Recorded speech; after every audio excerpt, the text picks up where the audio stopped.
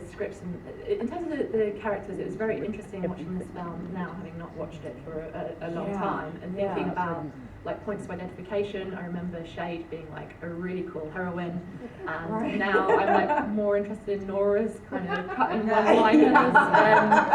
That great one. What's my favourite is Women Are Lonely in the 90s. It's a new phase. Oh God, we were. That sucked. But there's something that's very kind of, it still feels refreshing now in terms of the practicality about, you know, who's used up all the tampons, or the discussion she has with Hamlet about position, kind of all of that stuff still seems quite striking. Was that in the book, or was that stuff that No, yeah, that was just, once I took over, I kind of took over. I mean, there's very little left in the book. One of the first things that I did was, I was like, all right, well, this mother has 3 children, she's gonna have 2, because she's got enough to deal with. So I got rid of the 3rd child and just had 2 children. And then the other thing that I was determined, I was like, she's gonna have a sex life, you know, I'm gonna have this woman have a sex life, because she was just a mom. She was just like a tired mom, you know, kind of thing.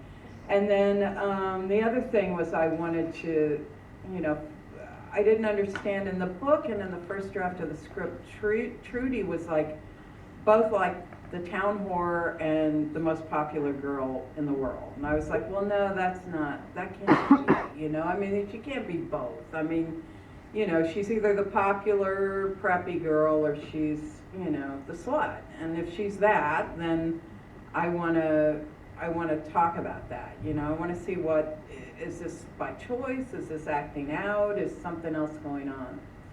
So that's what I worked on with her. And you mentioned before in terms of the music, and obviously there's a nice cameo from Jay Mascis at the end. Was he someone that you were already very keen to kind of work with? How did that collaboration come about? Well, it was my daughter Tiffany's idea to have him score the film, and she was only 16 at the time, so it was and he had never done such a thing. You know, so it was kind of, but it was such a great idea. And watching it with all of you, I was just like, oh my God, if anybody else had scored this, it would have been so wrong, you know, because he could kind of get this sort of dusty feeling and kind of, you know, it was guitar score and it kind of fit the landscape, and it's kind of amazing to me to this day, like thinking that I didn't know what I was doing and he didn't know what he was doing, and we went on Tiffany's faith and it worked. That's perfect. Okay, I'm going to throw it out to the audience now. Does anyone have a question? Please raise your hand if so. We've got one here. I think we've got some microphones coming your way. There's a gentleman in the second row.